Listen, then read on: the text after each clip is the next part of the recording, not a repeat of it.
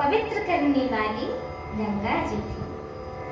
महाराज गाधी के पुत्र विश्वामित्र जी ने वह सब कथा कह सुनाई जिस प्रकार देव नदी गंगा जी पृथ्वी पर आई थी।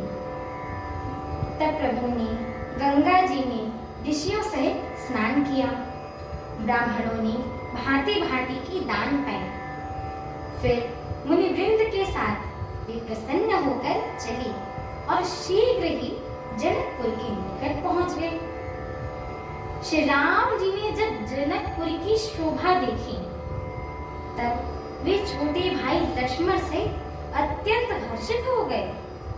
वहां अनेकों बावलियां थी, कुएं, नदी और तालाब थे जिनमें अमृत के समान जल था और मड़ियों की सीढ़ियां बनी हुई थी।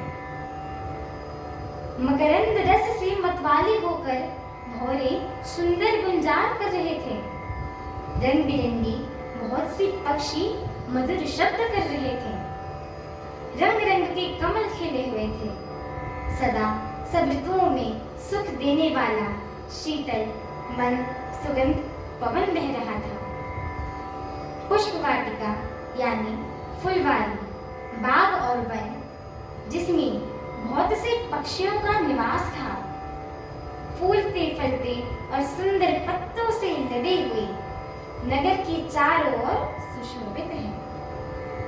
नगर की सुंदरता का वर्णन ही नहीं करके बनता है। मन जहां जाता है वही लुभा जाता है, रम जाता है। सुंदर बाजार है, मड़ियों से बने हुए विचित्र छज्जे हैं। मानो ब्रह्मा जी ने उन्हें स्वयं अपने हाथों से सजा रखा है। कुबेर के समान श्रेष्ठ धनी व्यापारी सब प्रकार की अनेक वस्तुएं लेकर दुकानों में बैठे हुए हैं। सुंदर चौराहे हैं, सुहावनी गलियां सदा सुगंध से सींची रहती हैं। सबके घर मंगलमय हैं और उन पर चित्र कड़े हुए हैं जिन्हें मानो कामदेव रूपी चित्रकार ने अंकित किया हो।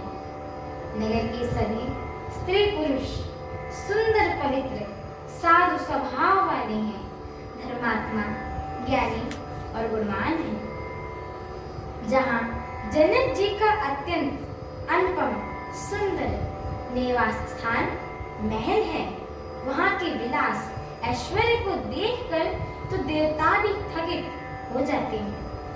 मनुष्यों की तो बात ही क्या हो, कोट को देखकर चित्त चकित हो जाते हैं।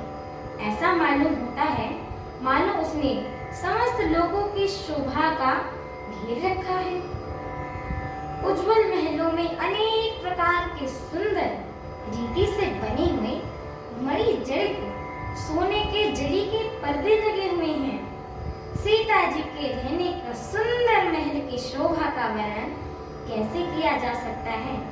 अगर आप सभी को श्री रामचरितमानस का यह पाठ अच्छा लगे तो कृपया हमारे चैनल को लाइक, शेयर, सब्सक्राइब एवं कमेंट अवश्य करें। एवं आप सभी भक्तजनों से हम दोनों बहनों का एक छोटा सा निवेदन है कि कृपया आप सभी भक्तगण श्री रामचरितमानस जी की वीडियो को पूरा सुना करें, क्योंकि इनकी एक एक चौपाइयाँ, एक एक शब्द एवं एक एक अक्षर महामंत्र के समान होता है।